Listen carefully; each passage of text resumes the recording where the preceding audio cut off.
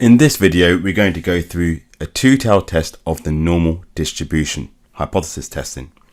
In this question, it says a factory produces bottle containers of diameter D, where D has a normal distribution with a mean of 0.58 and a standard deviation of 0.015 centimeters.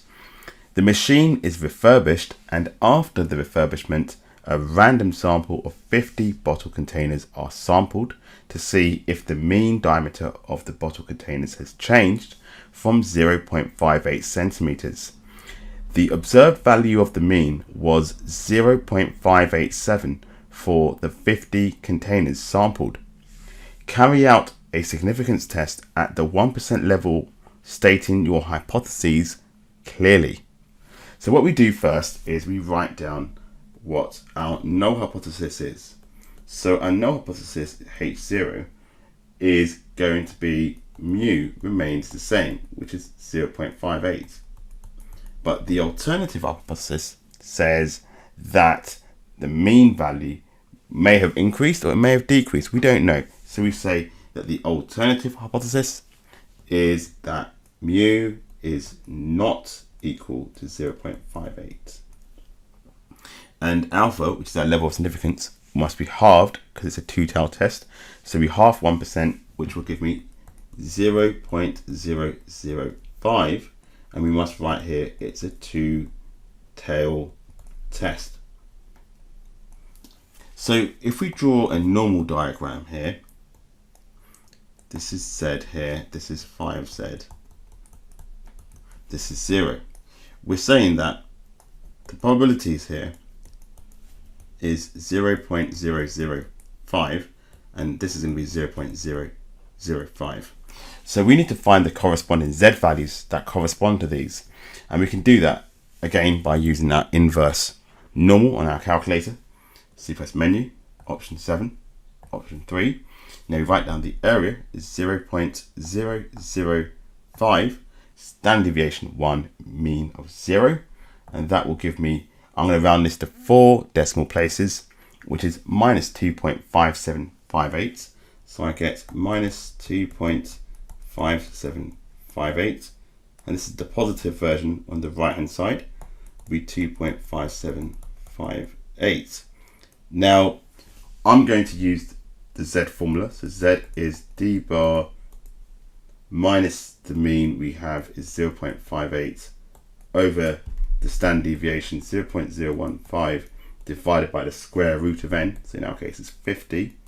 So I can now equate that to my negative Z value first. So that's going to be minus 2.5758 is equal to D bar minus 0.58 over 0.015 over the square root of 50. Now I can manipulate that to find D bar. So that's going to give me minus 2.5758 multiplied by 0.015, all divided by the square root of 50, plus 0.58. And that will correspond into a value for D bar to be 0.5745, and so on. So now what we need to do, we need to do that for the positive value. So we're going to say 2.5758 is equal to D bar minus 0.58 over 0.015 over the square root of 50. Then we can find D bar by saying 2.5758 multiplied by 0.015 divided by the square root of 50. So the square root of 50 here, and then plus 0.58. Now that will give me a value for D bar to be roughly around 0.5854. Then what we do, we devise our critical region, and we say that CR, which is short for critical region, is going to be that D bar is less than or equal to 0.5745, or that D bar is greater than or equal to 0.5854, and so on.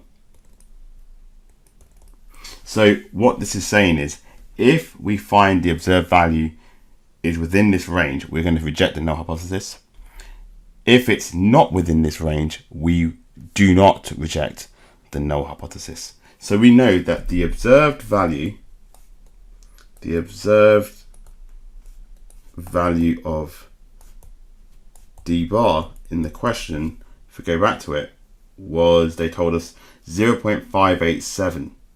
So we got 0.587 was the observed value of the mean. Now that lies within the critical region. This lies within the critical region. I'm just going to write CR for short. So we reject the null hypothesis, H0 at the 1% level, and we say there is sufficient evidence,